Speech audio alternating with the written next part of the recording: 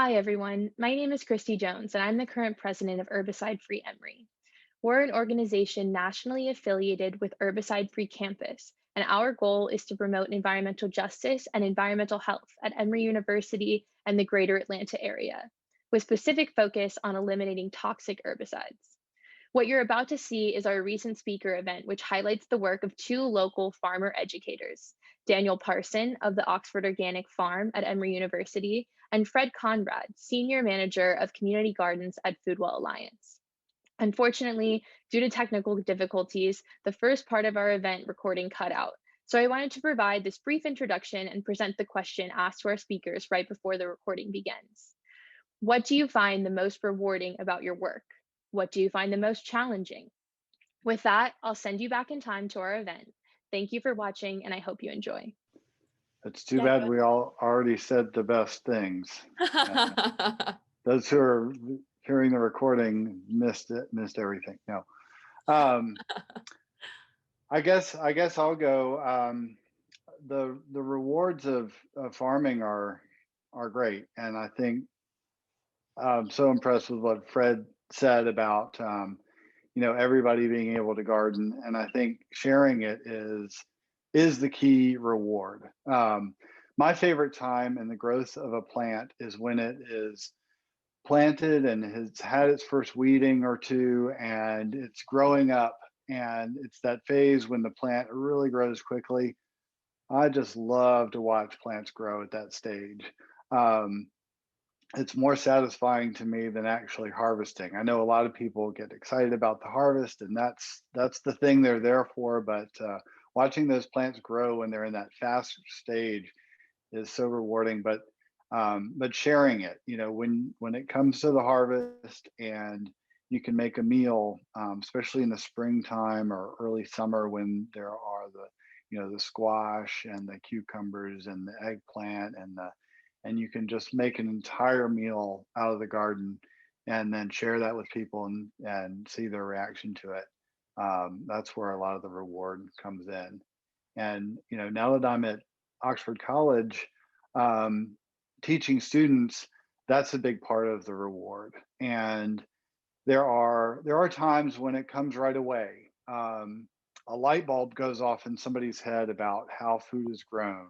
They don't look at a carrot the same way because they've been on their hands and knees weeding carrots and have gained a new appreciation for it. Or they pick their first vegetable that they've ever picked, and it's just a great experience.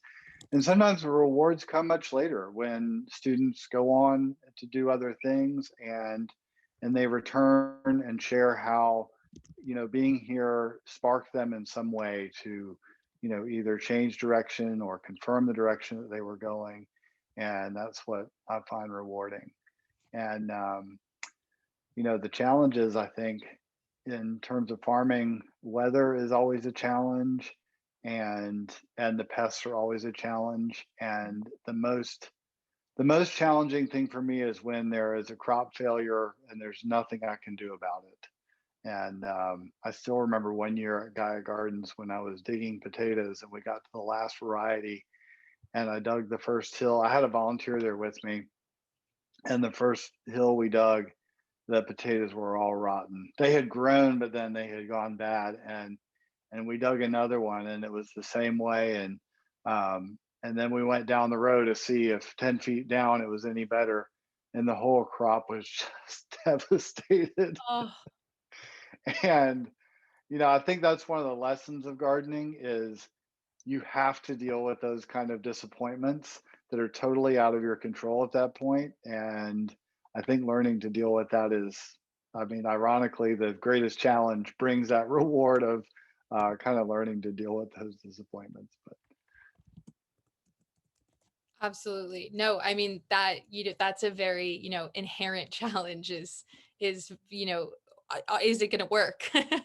Are we going to get what we've worked this whole kind of season towards? So no, thank you and yeah, for and highlighting, sometimes we don't know right until the end. So which is just all that waiting for very little reward has got to be, kind of heart-wrenching or gut-wrenching. Yeah. Fred, would you like to add on that maybe about the challenges that you faced in your experiences? Sure, sure, sure, sure. For me, the biggest challenge. So my program is radically different from Daniel's.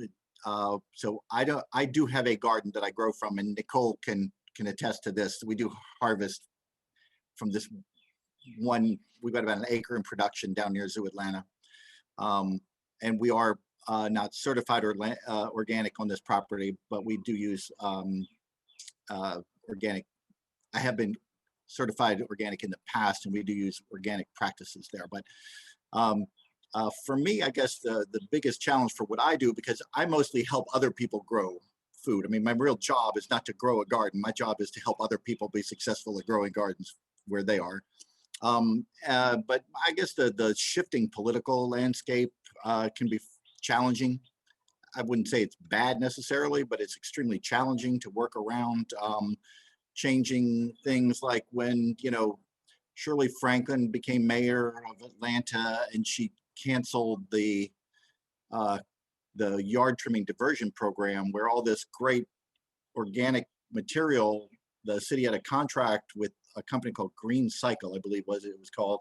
They collected all the yard trimmings from people's homes, processed it into compost, and then gave it back to the residents and the community gardens and the urban farms in Atlanta. And when that program went away, I mean, it was just like, boom, it's just gone. She was saving the money, and she saved some money, but and now this stuff is either getting burned at a power plant in Alabama, or it's getting landfilled. And I mean, it just kills me that that's happening, that kind of thing. Those kind of things I'm more on the nuts and bolts end of things. Like somebody comes to me and said, look, I got this vacant lot and I want a garden. I'm like, oh yeah, I can do that. But on the policy end, like how to wrestle that organic matter back into the food system, I'm not as good of a policy person, and I have yet to figure out how to make that happen. So I think the shifting political landscape of farming is probably my biggest challenge. Absolutely. Okay, so on kind of on what you brought up in your comment, Fred, our next question touches on organic versus pesticide or herbicide treated environments. So, given each of your individual experiences working in pesticide and herbicide treated environments, and then your experiences maybe working in organic environments, were there ever times where you were concerned about your personal health, or what was going into the food, or what were the feeling threads attached to that, or were there any fears or challenges that you felt for yourself or for others in those experiences?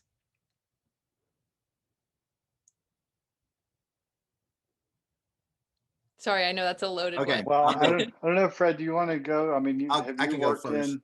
Sure. Mhm. So I mentioned I grew up, poor.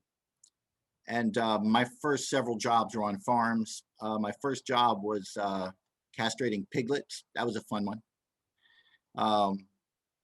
Then to planting Christmas trees, and then to shaping Christmas trees, and on from there. But so early on, my first, I was involved in, it was ornamental horticulture mostly. So it was garden production, but it wasn't food. And the company I worked for, there was a lot of pesticide use. I mean, it was like in my experience as a young adult, when you were trying to manage, a greenhouse that's something like, I don't know what it was, probably 75 feet by 96 foot, 3 tunnels connected, and you had to kick out a third of your crop every month to be able to keep cycling through, just to be able to make any money at all. And when bugs get into an enclosed environment like that, where there's no natural predation, we use chemicals, a lot of chemicals. You'd go in there and you'd hit those bombs and try to run out before you inhaled all that stuff. And so I've been exposed to a lot of paraquat, Temic, 7, parathion, malathion, and other chemicals, just in that. As a person who grows food, though, in the job that I do now, I've never used chemicals. So I've been since I've done shifted to food production, I've been pesticide free and chemical free, herbicide free in general. But I do work with gardens. Most of the community gardens in the Metro Atlanta area have bylaws which prohibit the garden club members from using pesticides of any kind in their garden. But and there's an irony here, and Daniel can speak to this, but most people don't even understand what organic with a capital O, the difference between that and throwing the word around with the small o. A lot of people just think that if you're not spraying, if you're not dusting your collards with 7 dust, that you're organic. That is really not the case. And the difference is huge, but for most people there is no difference. But I do work with gardens where I've seen these little gentlemen go out there and they'll dust their collard greens with their bare hands, and then they'll stay out in the garden and work for 2 or 3 more hours without washing their hands. And you're thinking, my God, but hey, they're 90 years old and they're still doing okay. So maybe they know something I don't know. Yeah, you brought up a really important and interesting point, which is, given the scope of your work, I'm sure you're so aware of the fact that all of these, commercially available herbicides and pesticides are so much more dangerous in the hands of people who are doing at home gardening or doing, small scale gardening, where you're less attuned or trained in how to do it in maybe more a safer way. So thank you for bringing that up, Fred. Daniel, would you like to, share your experience, especially as Oxford is an organic farm? Yeah, so we're certified organic, and from the very beginning, I knew that I wanted to learn about organic agriculture. I've never really used synthetic pesticides. I have used a few organic pesticides, and there are some from natural sources, and some organic farmers use pesticides regularly. But for me, it's always been a mindset of that was a line that I wanted to draw, to not use that kind of thing. And I think it really is an attitude or a way of thinking about things. Like Fred brought up, if you're in a greenhouse situation and bugs get in there, there are no predators. And that was really the key to me understanding how we could grow things organically, is that there are going to be bugs, and there are lots of bugs. But the bugs that eat our crops, there are bugs that eat those bugs. And then just learning further about how those predatory insects live, and they require flowers, they require pollen and nectar and shelter and water and other things to complete their life cycle. And that's really the key to having more of those beneficial predators than you have of the pests, is providing that habitat for them to complete their life cycle. So I spend a lot of time thinking about how to support those bugs that eat the others.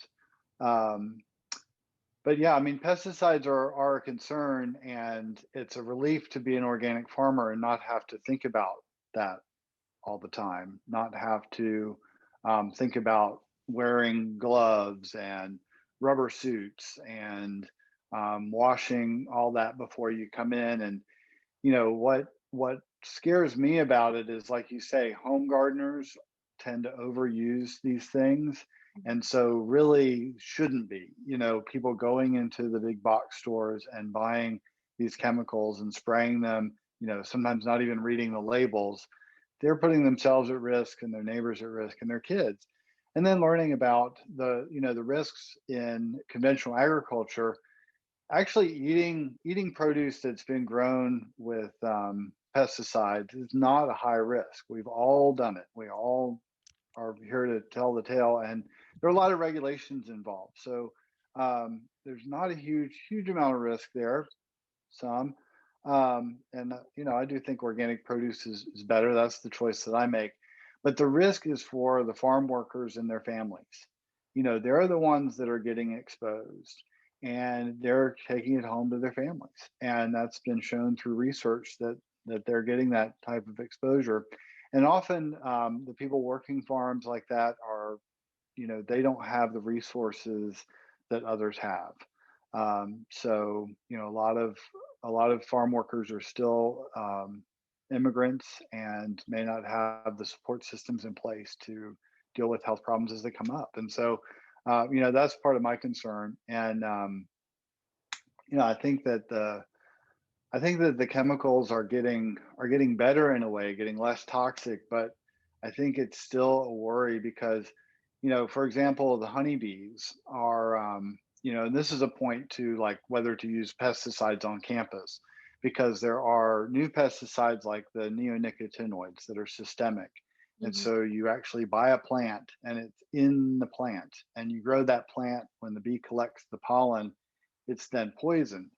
And for a honeybee, it doesn't have to kill the honeybee, but if it messes with its brain and the honeybee can't find its way home, it's going to die. And what they look at is for pesticides is how much of it will kill half of the population that's exposed. And so that doesn't even really get at the entire problem of pesticides.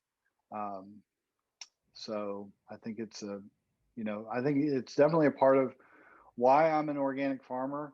But as Fred alluded to, certified organic is a lot more than just not using certain pesticides. There's a whole mindset and worldview associated with it, and how we do things.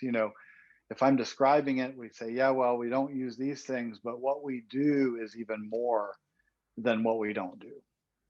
Mhm. Thank you. Thank you so much for sharing. And you hit upon a really an equally important point in talking about sort of the human health impacts on applicants from homeowners to, even licensed groundskeepers or, garden managers or, farmers or unlicensed in pesticide spraying, and how that impacts, their health, their families, and all the research related to that. So thank you. I'm going to skip ahead to some individualized questions just because we're getting a little bit shorter on time. So Daniel, this one is, sorry to keep you talking, but this one is aimed at you. So how did the Oxford Organic Farm start? What goes into establishing and maintaining an herbicide-free space for agriculture, which you've talked about, a lot, especially in your past answer, but if you could just, expand on some of that as well. Yeah, so the farm started as a way to bring food and sustainable agriculture to our campus and community. So in 2011, they did a feasibility study, and I was hired in 2014. The land was here. It belonged to Marshall and Fran Elliser for quite some time. They built the house that's here, and they had cows at one time, and horses, and a beautiful board fence at one time, and enjoyed the property. And I've been told they would like the farm, but it was bought by an alumnus who then gave it to the college to establish the farm. And we've done a lot in 7 years. So we've got a fence, we've got a well, we've got a barn, we've got the fields, a high tunnel, a greenhouse. We're trying to build more high tunnels, and also participation from students through classes and research and student work. So so in terms of establishing, we don't have enough time to really talk about it all. But the main thing, the first thing that I do, because at Gaia Gardens as well, it was something that was already going, and there was a lot of infrastructure in place, but it wasn't laid out with the rotation and field plan and everything like that. So that's the first thing that I start with is laying out the fields, establishing the crop rotation, and then I'm able to take soil tests that will tell me what kind of fertility I need to apply for what I'm going to grow next. And so, we start by liming the fields and growing a cover crop. So that can be something like as simple as buckwheat, which was the first one we started with, and then get more complex with using grasses and legumes, and really, building the soil and developing that rotation plan is, part of the beginning. But you've got to keep the deer out, and you've got to have water and work on your soil fertility. Those are kind of the big first steps. But Absolutely. then comes marketing and selling it, and in a way, growing it is the easy part. We spend more time picking, packing, washing, and a lot of time distributing and selling the produce as well. So that's a big chunk of the work. Thank you for sharing. So Fred, this one is aimed at you. So throughout your work with the Atlanta Community Food Bank and Foodwell Alliance, what are some challenges and positive developments you've seen in establishing and sustaining some naturally grown spaces in Atlanta? Well, mostly it's just that there's a shifting demographic of who participates in local food system. I mean, I think there was some joke earlier about foodies and who's a foodie and what a foodie is. Like on one level, there are foodies who, like, if you ask them, like, hey, I'm going to be heading down to Grant Park and I'd really like to score some Ethiopian food. There are some foodies who know every restaurant and what's good and what's bad, but there are other foodies who are focused on what the local food, where the food is coming from, who grew it, how it was grown, stuff like that. So there has been a shifting, um, evolving demographic. So I would just say way back 24 years ago when I started doing community gardening and urban farming in Atlanta, if you went to a gathering of community gardeners, they were almost entirely elderly African American women. And if you went to a gathering of organic farmers, they were almost entirely retired white, second career white people, men and women. It was really a mix of gender, but and it was like that for a while. But then over time, really things have evolved. And this guy, Omar Rashid, I think was the first really super successful Black urban farmer. But now when you go to a community garden gathering, there are young people, there are white people, there are young Black people, old Black people. It's a much broader demographic of people, a lot of people, a lot of new Americans, a lot of languages spoken, a lot going on there. And if you go to a farmer's market now, you are just as likely to see a Black farmer at that farmer's market as a white farmer. It's really a remarkable shift. It's the barriers have just broken down. And like I don't know, Michelle Obama, I don't know who got the word out what it was, but it just has shifted. And most of the community gardens when I started were most of the urban farms were actually outside of the perimeter, and they came into Atlanta to sell food. Okay. Now there are a great deal of urban farms inside the perimeter and in urban spaces. And there are still farmers that unfortunately have to drive in to be able to get to a good market. But and now there are community gardens that are just all over: Forsyth County, Henry County, Douglas County. It's just amazing. This shift has gone. Community gardens went out and urban farms came in. And the majority of us are all with Daniel on the, it's a very pesticide use is incredibly complicated because it affects everybody, and there's all these compounding effects, and you don't know what happens when chemicals mix with each other, and you don't know how people's health are going to be impacted with a lot of things that you're being exposed to, and the accumulative effect. A little bit of lead today, a little bit of lead tomorrow. How long before there's CNS damage? Who knows? Everybody's different. So the change has been, for me, it's local food and chemical-free local food is a growing market right now.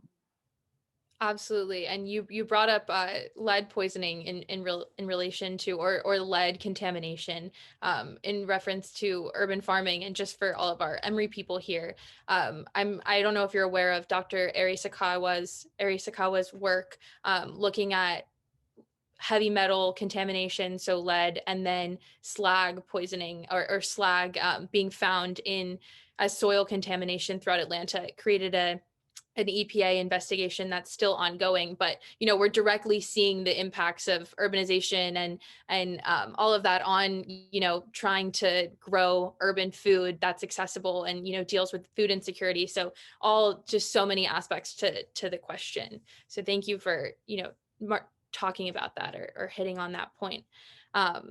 Okay, so I think we've covered the majority of kind of the questions that we wanted to get through. We have, a lot more, but I just want to open the floor for audience questions as we keep going. I have, some more to ask our speakers that I think are really interesting if no one else has, really specific questions, but just urging you all to happily, DM me or just share open in the chat if you have anything else that you'd like to hear more about from our speakers.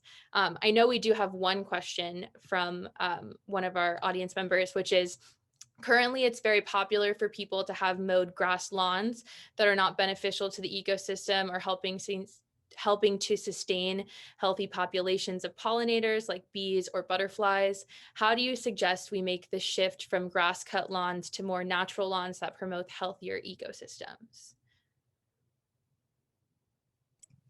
Well, I'll go first, and I don't know. I think Emory University and any other college, the campus is a huge marketing tool for them, and it's very important on a subliminal level, probably. But the way the campus looks, that curb appeal is very important, and it's going to be challenging. I also think that as far as practical purpose, a lawn, it doesn't matter what kind of mix of clovers and grasses and knotweed and bindweed and stuff is growing there. When it's mowed, it looks fine to me. So, I mean, the cool thing about that, but there's also, I think there's a growing understanding that islands of natural, like, you wouldn't have to replace all the turf at Emory to make a big impact. Like, there could be islands of, I mean, you've got 7 community gardens on campus right now, right? Or gardens, community gardens. You got 7 gardens on campus. They're little islands of food production. You could have islands of natural, native, or blended ground covers that could be allowed to grow up all the way to flower and seed level, that could be hugely beneficial without necessarily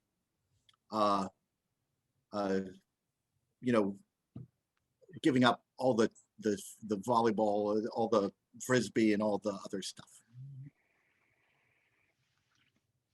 Yeah, I think I would echo Fred's points of one, there is a role for those grass lawns to play in looks and function.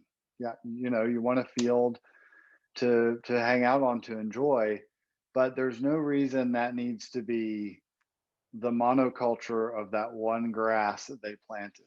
I agree that I here at the house, at the farm, we've got a lawn that we mow, but it is not one species of grass. It is many species of grass and many species of other things. And we wait to mow, and we mow it at a higher level. And those are the strategies that I use. And we don't rake our leaves. We leave them all winter, and they disappear.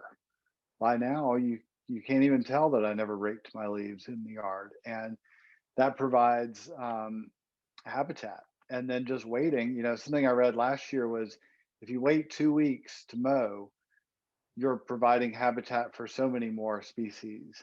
And so I think what Fred said was just really on point. And those islands, I mean, that's what we do in the farm too. We have our crop rotation.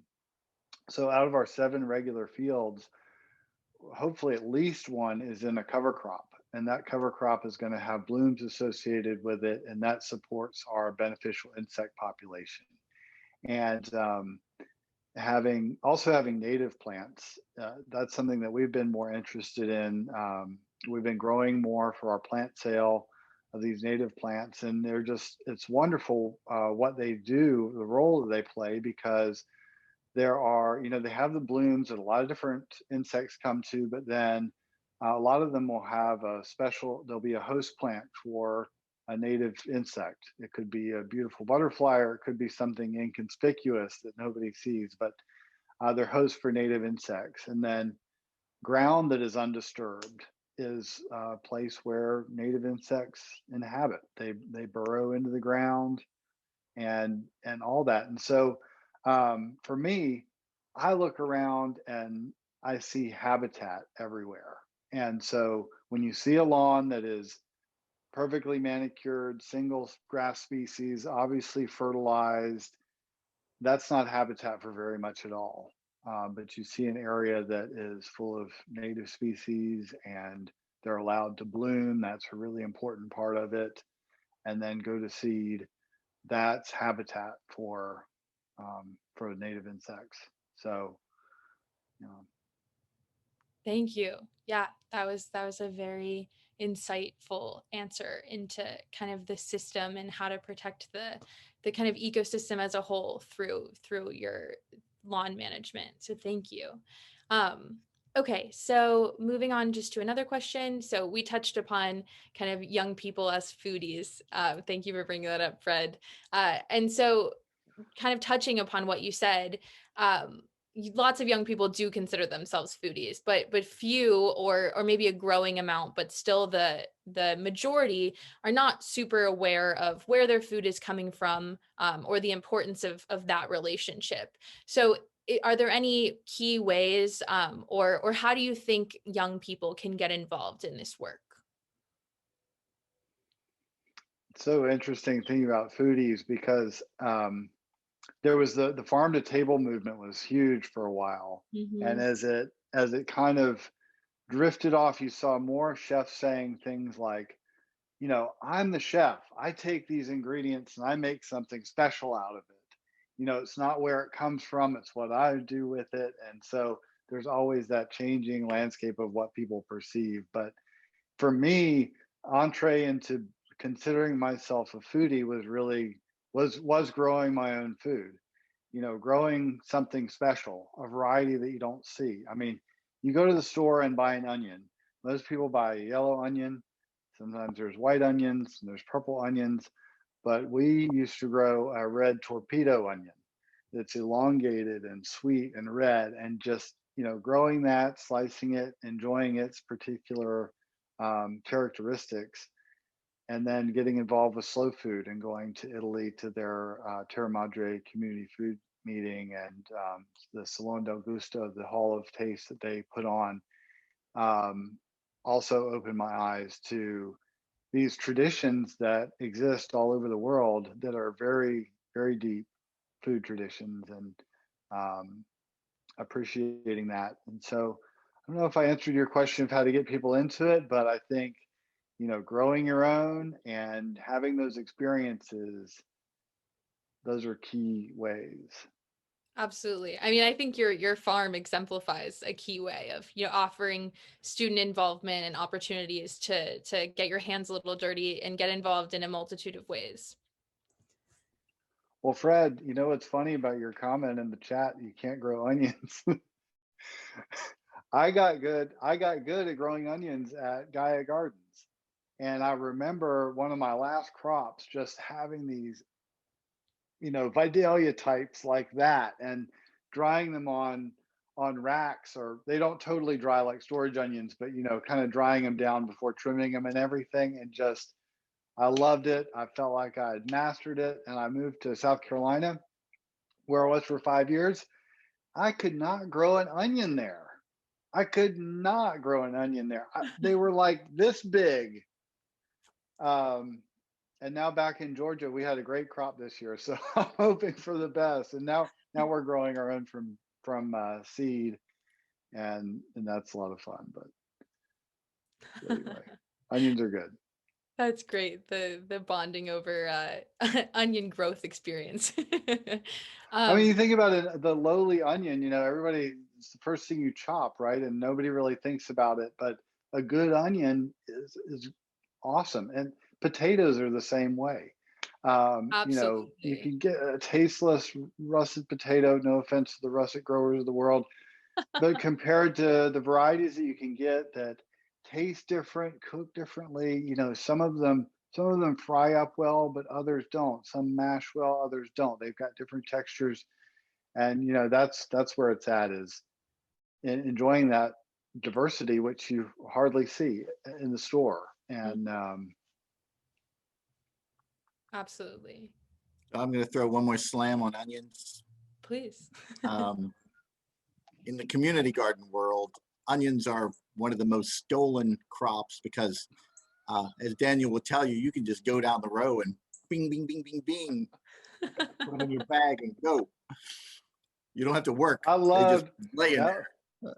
That was my favorite thing to pick last year. Oh, it was 2 years ago. We had a good crop, and we had 3 rows on the bed. And I'd have the box right there. And yeah, they've got these little handles. They're like ropes, you know, and you just pick them up and put them in there and stack them all together. And, you know, pretty soon you got a full box. Yeah.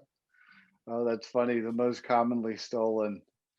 Yep. Yeah, I had a professor at Clemson when I went back for my master's who had in the botanical garden, and he grew squash. He said, don't ever count. You know, you've heard don't count your chickens before they hatch, but don't count on any vegetable till it's harvested. He said he counted 3 squash one morning. He was going to pick for that evening for supper, and he saw a group across the way down at it, looking at his squash. He said, are they picking my squash? And he said he went off, but they were gone, and the squash were gone with them. Yeah. So I've never had theft problems, but I guess others do. That's so wild. It looks like we have another message in the chat asking for you both to chat a little bit more about not raking your yard in the fall and kind of that decomposition process and how that contributes to maybe soil health, biodiversity in a lawn. Kind of what you were chatting about before, Daniel. Sure. Well, I'll jump in first since I'm already unmuted. Please. I think once again, my feeling about lawns are, and this would be true of walkways, of community gardens, and everything. Mow it. Anybody can just run out there real quick and mow it, and it looks perfectly fine. But we did talk earlier a little bit about, you know, how the complexity of actual organic farming is not the absence of spraying chemicals. It is really about the soil, crop rotations, Mm-hmm.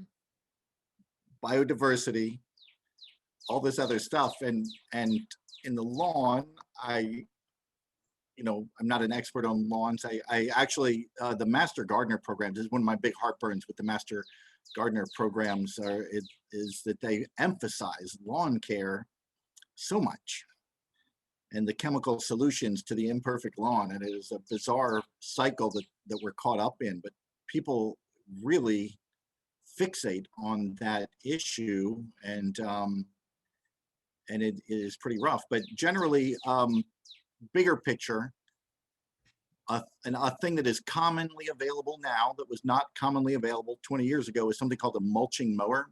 It used to be very common that mowers came with bagging attachments, and the shape of the blade was relatively flat. So when it cut, it just cut and dropped, basically, right? So now lawnmowers have an extended flange on the back, foil that lifts. So when they cut clippings and leaves, it throws them up, and then they fall through and they get cut again and again until they're more or less disintegrated. So it's there's a trend now to this technology that makes it easier for people to be able to just run over a leafy lawn, pulverize the fallen leaves and leave them in place, where historically or previous to that, the technology went the other way, where it was the idea that you wanted to vacuum them away and put them out on the curb. So the technology is there for anybody to be able to do it.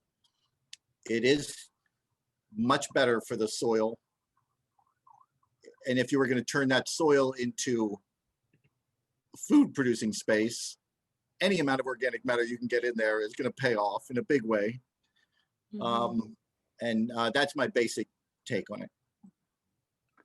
Well, like Fred was saying earlier with the mulch program that City of Atlanta had, that leaf mulch is really, it's gold. And we get it from the city of Oxford for the people who still do rake their lawns. They load it up in a truck and bring it to us. So we've got mountains of leaves That's out there awesome. decomposing because they've, a lot of people know about wood chips too, but the wood chips have so much carbon in them that it takes them forever to break down. So leaves are a great organic addition to the garden or the lawn. And Fred's right. Like that's the lowest hanging fruit is mulching mower. There's no reason not to use a mulching mower instead of picking up the leaves. Um, but I think even leaving them in place provides more shelter for the insects too. But there's people like a nice appearance of a lawn, and so mulching it is a great solution to it. And I know Oxford, Emory probably picks up the leaves like they do at Oxford, and so we get the Oxford leaves too. But I wish they would mulch them. Is that, just out of curiosity, is this kind of technology appliance, the mulcher, is that expensive? Is it kind of similar in It's cost pretty to a standard lawnmower, now. cheaper, or? Yeah, it's Okay. pretty standard now. Okay. Yeah. That's so good to know. Okay, well, I will ask maybe one final question and then let everyone go, because I know we're aiming to end at 6, but maybe this is a little bit open-ended, and feel free to answer however you guys choose, obviously. What is something you wish people knew about your work? Anything that we've, not touched on that you feel like is glossed over when you're chatting with people in or outside of this sphere? See, we forced you to put on your thinking caps. I think for me, I don't know about. I think there's a lot of things I wish people knew about my work and the complexity of it. But I think one of the lessons that I want to instill in all of our students is the importance of biodiversity for our planet and for us. It's something that is so important. It's one of those things that we depend on, but we're not that aware of it. I think that even the chemical users of the world, they're still relying on the beneficial insects that are here because there just aren't enough chemical sprays to kill every pest. So they're being eaten by these, and just in any problem you can think of, like we don't have enough honeybees to pollinate fruit crops. Well, honeybees aren't native either. The real problem is we don't have enough native bees to pollinate these crops because almonds are grown in a monoculture just like corn and soybeans are, and there's not habitat to sustain them. And so to me, that's the takeaway, is that biodiversity is what makes this planet livable. And so many people don't see that importance, and I think they should. Absolutely. I want that printed on a t-shirt. Thank you, Daniel.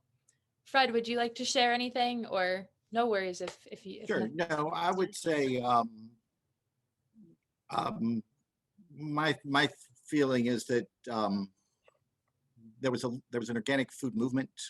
There was a local food movement, and I think the real key to the whole thing is 100 and some odd years ago, this guy Rudolf Steiner kind of figured out, right as pesticides, herbicides came on the scene, the downside for nutrition, for health, for biology, for the earth. Mm-hmm. And a few people kind of caught on and followed him, and then other people came along and whatever. But the key is that it's not a person doing the work. It is a movement. And I think there are a lot of different ways to engage the movement, and there's no right and wrong. And if you talk to the no-till people, they're super like no-till good, everybody else Satan kind of thing. But it's really not that way. I mean, there are a lot of different ways. You can help by composting your kitchen scraps in your little campus dorm. There are a lot of ways that you can contribute, and being part of a movement is important, because the movement is going to move that legislation, and it's going to move people to conserve water, and it's going to move people to eat less beef. And but it's really a movement thing, and I think you guys are getting together and you're showing your muscle, and to me that's where the opportunity to really change the world is. It's you guys. Well, thank you. I hope everyone got a nice ego boost from that. We are the change. No, but you're hitting on, such an important point, which is that there are a million ways to get involved in this in different ways, and to activate, positive change in small steps and big steps. And it's all about kind of having a community that's aware of what's at stake and the impacts and what's occurring, to be able to motivate that care, that consideration that then goes into policy and actually kind of radicalizes our systems. So thank you so much, Fred and Daniel, for coming and chatting with us and sharing with us your amazing experiences and expertise. I, for one, am so thankful, and I think I can speak on behalf of our audience and say that you have given us so much insightful and meaningful information, and helped so much just with our own personal knowledge that we can then go dispel with the rest of the Emory and Atlanta communities. So thank you so much. With that, I will wrap it up, as it's 6 p.m. and let everyone, get on with their days. But thank you all for joining us. If you have any questions, comments, feel free to stick around and ask them or whatever you need. But thank you all. Have a lovely night. Thank you again to our speakers, and I will, be in contact, hopefully, if you signed up for our email list.